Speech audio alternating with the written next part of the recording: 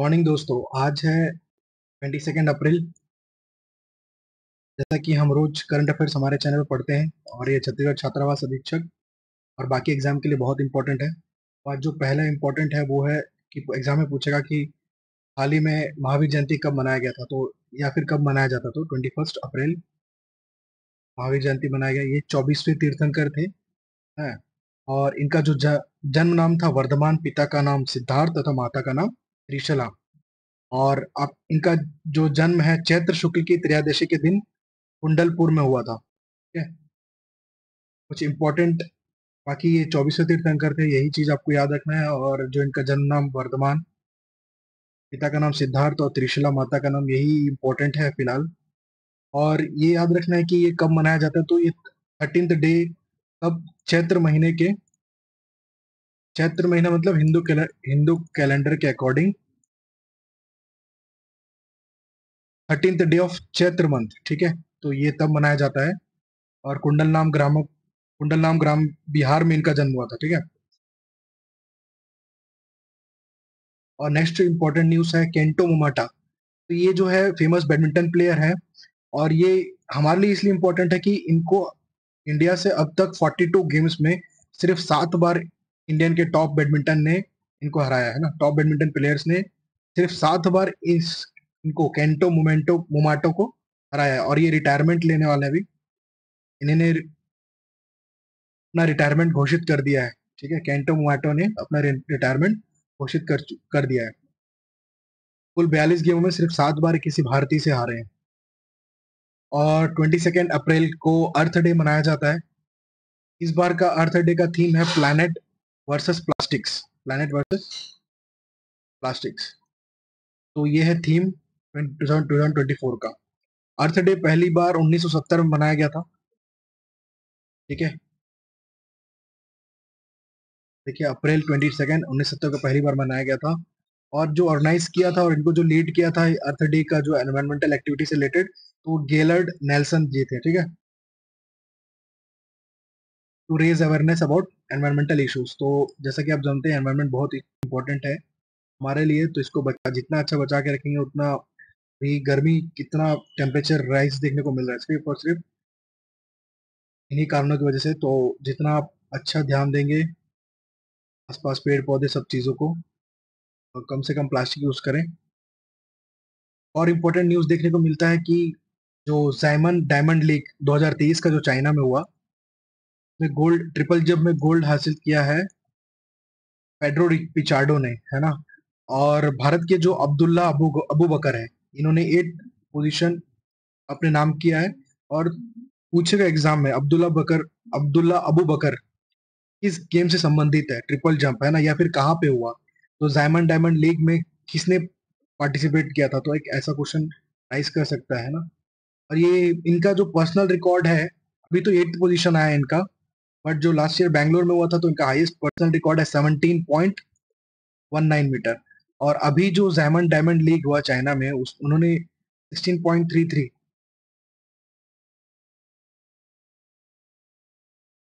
खेलो India के बारे में पूछ सकता है, विंटर गेम्स है। और इंडियन आर्मी जो है उन्होंने अपने नाम 10 मेडल किए हैं। और ये गेम में इसमें जो पार्टिसिपेट जो गेम खेला जाता है के बारे में देख लेते हैं। ये अल्पाइन स्कीइंग, नॉर्डिक स्कीइंग और स्नो माउंटेनिंग। तो ये इन्होंने इसमें पार्टिसिपेट किया था, जिन्होंने 10 मेडल्स, इंडियन आर्मी ने सबसे ज्यादा मेडल अपने नाम किया। और ये 2 चरण में देखा गया था ये गेम को। पहला फरवरी 2 से 6, दूसरा 21 से 25। एग्जाम में सिर्फ ये पूछेगा या तो कितने फेजेस में हुआ था या फिर खेलो इंडिया ठीक है कहाँ हुआ था। तो ये पहला हुआ था लेह लद्दाख में, पहला फेज। और दूसरा फेज हुआ था गुलमर्ग जम्मू एंड कश्मीर में हुआ था। ठीक है। ये पूछ सकता है, या फिर किसने सबसे ज्यादा मेडल हासिल किया, या फिर कौन से गेम से संबंधित है पूछ सकता है। तो अल्पाइन स्कीइंग, नॉर्डिक स्कीइंग और स्नो माउंटेनिंग, स्नो बोर्डिंग। तो ये टाइप के कॉम्पिटिशन है ना। ये देखिए यहाँ पे अल्पाइन स्कीइंग मैंने आपके लिए एक इमेज रेफरेंस के लिए डाला है, नॉर्डिक स्कीइंग, माउंटेनियरिंग। और एक और इम्पोर्टेंट खेल, क्योंकि जो हॉस्टल वार्डिंग एग्जाम है स्पोर्ट्स का अच्छा सेक्शन है, तो 5 अंक अच्छे सेक्शन के लिए आपको कहीं से भी क्वेश्चन दे सकता है। तो पुणे रील पल्टन ने हाल ही में कबड्डी पुणे केपीएल पीकेएल, ठीक है, प्रो कबड्डी लीग का खिताब अपने नाम पे किया था। स्पोर्ट्स से संबंधित है। एक बार रिवीजन के लिए मैंने आपको डाला, इन्होंने हरियाणा स्टीलर्स को हराया था, ठीक है, और इनका पहला टाइटल है पुनेरी पल्टन का कबड्डी लीग में। और इंडियन नेवी ने एक एक्सरसाइज जो पूर्वी लहर एक्सरसाइज कहाँ पे किया, ईस्ट कोस्ट में। तो ये भारत के इस साइड ईस्ट कोस्ट में पूर्वी लहर एक्सरसाइज देखने को मिला, विशाखापट्टनम साइड है ना। इंडियन कोस्ट लाइन की जो पूरी लंबाई कितनी है, 7516.6 किलोमीटर लॉन्ग है, ठीक। और बाकी ये जो अंडमान निकोबार एंड लक्षद्वीप को मिला के इनका जो 6100 kilometre of mainland coastline है, ठीक है। और इसमें पार्टिसिपेंट पूछेगा तो जैसा कि यहाँ पे अंडमान निकोबार है, तो अंडमान के कोस्ट गार्ड, इंडियन एयरफोर्स, और निकोबार यहाँ पे देख सकते हैं इन्होंने पार्टिसिपेट किया था। तो पार्टिसिपेंट नहीं पूछेगा, पूछेगा बस किससे संबंधित एक्सरसाइज। और या फिर इंडियन नेवी ने अभी अभी हाल ही में एक एक्सरसाइज ईस्ट कोस्ट, ऐसा पूछ सकता है कि ईस्ट कोस्ट साइड एक एक्सरसाइज ऑर्गेनाइज किया था, तो उसका नाम क्या था, तो पूर्वी लहर नाम था। ये क्वेश्चन बन सकता है इससे टॉपिक से रिलेटेड। या फिर पार्टिसिपेंट पूछ ले, ठीक है, Indian air force, Andaman Nicobar and coast guard के पार्टिसिपेंट से देख सकते हैं। एक्सरसाइज है मेगा एक्सरसाइज। मैंने रेफरेंस के लिए एक इमेज डाला है मैप यहाँ पर ईस्टर्न कोस्ट, वेस्टर्न कोस्ट का।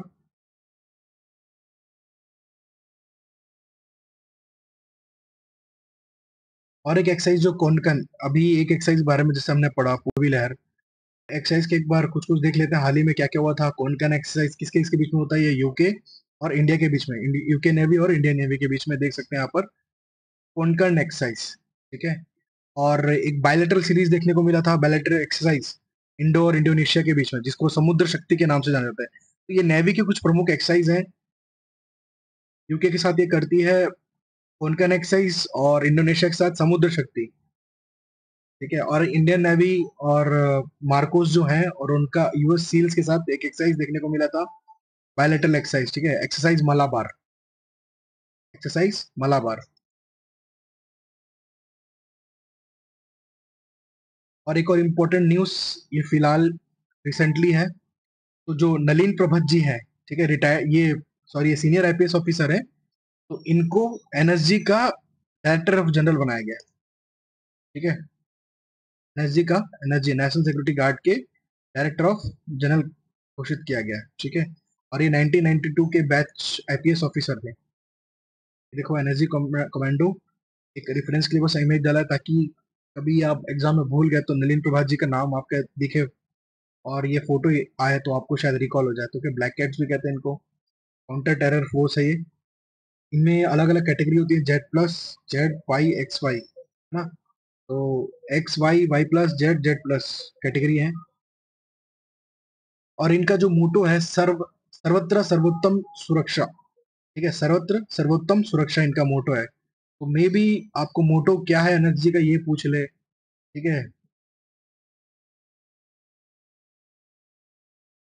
एक और एक्सरसाइज देखने को मिलता है बलि की तान 2024, तो इसमें 14 कंट्रीज ने पार्टिसिपेट किया था, ठीक, जैसे कि Japan, France, Germany, great Britain, Indonesia, India, Indonesia. तो ऐसे कुछ कंट्रीज हैं, पूछ सकता है कि 14 कंट्रीज में इंडिया पार्टिसिपेट किया था कि नहीं, है ना। तो बलिकितान में इंडिया का भाग था कि नहीं, मतलब एक्सरसाइज में पार्टिसिपेट किया था कि नहीं।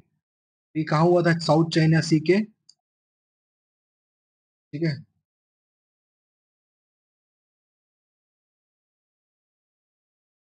और क्या इंपॉर्टेंट, हाँ, अप्रैल 21 को क्या मनाया जाता है, सिविल सर्विस डे मनाया जाता है, ठीक है।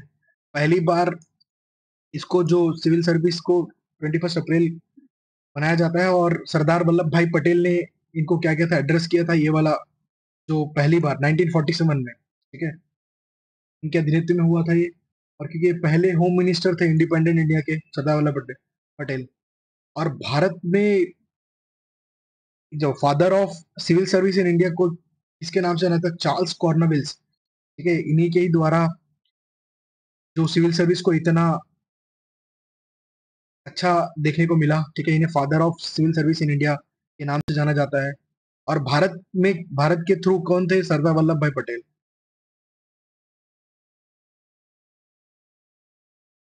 इन्होंने ही सिविल सर्विस को स्टील फ्रेम ऑफ इंडिया का नाम दिया, पीएन। अभी एक और न्यूज देखने को मिला, जो पीईएन है, परमानेंट एजुकेशन नंबर है, पीईएन परमानेंट एजुकेशन नंबर, ये किससे रिलेटेड है पूछेगा एग्जाम में, तो ये एजुकेशन से रिलेटेड है। यानी हर स्टूडेंट को अपना पीएन अकाउंट नंबर जनरेट करना है, जिसमें आप उसके पूरे डिटेल्स, एजुकेशन डिटेल्स और उसका एज लिमिट, जो एजुकेशन से रिलेटेड पूरा डिटेल्स इस पीएन के थ्रू पता कर सकते हैं किसी भी स्टूडेंट का। तो सारे स्टूडेंट्स के लिए मैंडेटरी किया है आंध्र प्रदेश में, और आंध्र प्रदेश के सीएम है वायएस जगन रेड्डी, है ना, देख सकते हैं वायएस जगन रेड्डी, और पीएन लॉन्च किया है इन्होंने ही। और यहाँ के गवर्नर है एस अब्दुल नजीर। कैपिटल अमरावती। देखो पर्सनल एजुकेशन नंबर इससे, और ये इसका एक्सेस रहेगा, इसका जो है manage learn help learn learn, parents के पास, टीचर्स के पास, स्टूडेंट के पास, ठीक है, ये रहेगा।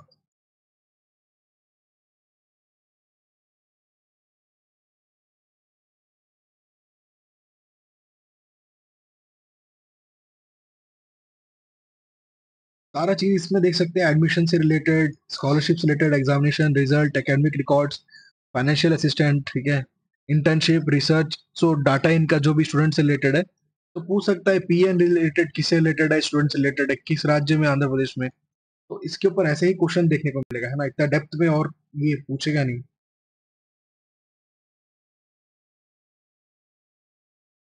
ये unique identifier for every student, personal education number.